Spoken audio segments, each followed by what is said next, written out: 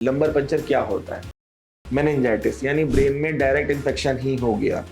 जब 1 लाख से नीचे प्लेटलेट काउंट हो तब भी थोड़ा करने में वो ब्लीडिंग का रिस्क रहता है, या खून ज़्यादा पतला हो, आईएनआर ज़्यादा बढ़ा हुआ तब भी नहीं करना है। नमस्कार, मैं doctor Shishir Pandey, consultant neurologist, Felix hospital से आपका स्वागत करता हूं।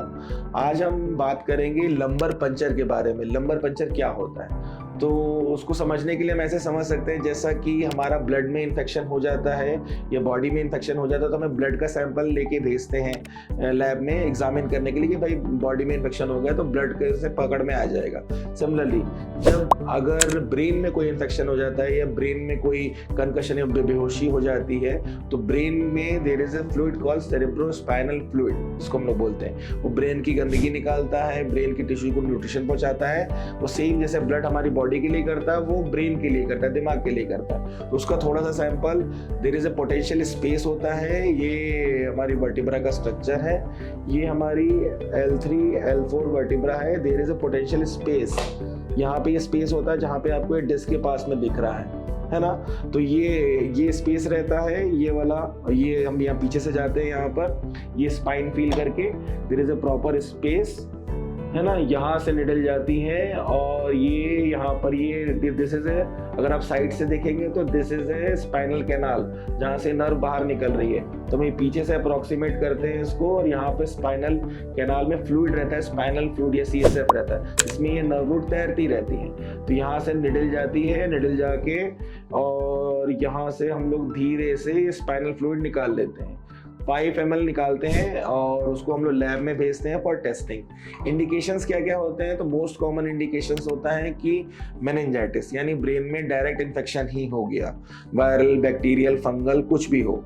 और दूसरा कॉमन इंडिकेशन होता है GBS के बाद में, जब हमें प्रोटीन का रेशियो देखना रहता है। GBS में अंदर ब्रेन में इन्फेक्शन नहीं रहता बट वो नर्व का डिग्रेडेशन हो रहा था तो उसकी कवरिंग प्रोटीन की रहती है, प्रोटीन का अमाउंट वो डिग्रेड होकर बढ़ जाता है।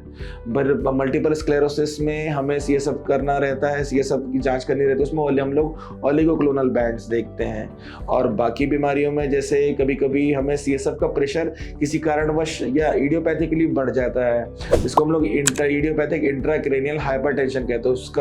उसके लक्षणों में सर दर्द और बाकी चीजें आती है। तो उसमें प्रेशर नापने के लिए भी कभी हमें सेम निडल यही रहेगी L3 L4 स्पेस में, और हम यहाँ पर उसमें एक मैनोमीटर लगा देंगे तो हम प्रेशर भी नाप सकते हैं कि आपके ब्रेन के अंदर जो फ्लूइड है उसका प्रेशर कितना है। तो इन सब चीज़ों में हमें CSF करने की रिक्वायरमेंट रहती। करते कैसे हैं? जैसे मैंने बताया L3 L4 स्पेस हम लोग पीछे बैक साइड में पेशेंट को या तो सुप्राम या तो हम लोग बैठा के करते हैं, या हम लोग नी एल्बो पोजीशन में ऐसे स्पाइन को फ्लेक्स कर देते हैं एंड यहाँ पे फिर निडल डालते हैं L3 L4 स्पेस में, और यहाँ हम लोग बाहर से ही फ्लूइड निकाल लेते हैं। बहुत ही सेफ प्रोसीजर है। हाँ, कॉन्ट्राइंडिकेशन क्या होता है, कब नहीं करना होता है? जब खून ज़्यादा पतला हो, जैसे हम लोग खून पतला होने के लिए जो पैरामीटर हम लोग INR यूज़ करते हैं, प्लेटलेट काउंट कम हो, जब 1 लाख से नीचे प्लेटलेट काउंट हो तब भी थोड़ा करने में वो ब्लीडिंग का रिस्क रहता है, या खून ज़्यादा पतला हो, INR ज़्यादा बढ़ा हुआ तब भी नहीं करना है, या ब्रेन इटसेल्फ का प्रेशर बढ़ा हुआ हो तब भी हम लोग ये प्रोसीजर नहीं करते हैं। और बाकी प्रोसीजर आपसे डरे नहीं। अगर कोई सलाह आपको न्यूरोलॉजिस्ट देता है कि ये इसकी रीढ़ की हड्डी के पानी की जांच करनी पड़ेगी, तो ये प्रॉपर हड्डी में से नहीं निकालते हैं, उसके बीच में स्पेस से निकालते हैं। तो आप उनका सहयोग करें और जांच में सहयोग करें, क्योंकि ये कोई बहुत बड़ी जांच नहीं है। नमस्कार। हेल्थ से जुड़ी ऐसी कई और जानकारी के लिए फेलिक्स हॉस्पिटल के YouTube चैनल को सब्सक्राइब करें और अपने सवाल कमेंट बॉक्स के जरिए हम तक पहुंचाएं। और डॉक्टर की अपॉइंटमेंट के लिए दिए गए नंबर 9810455953 पर संपर्क करें।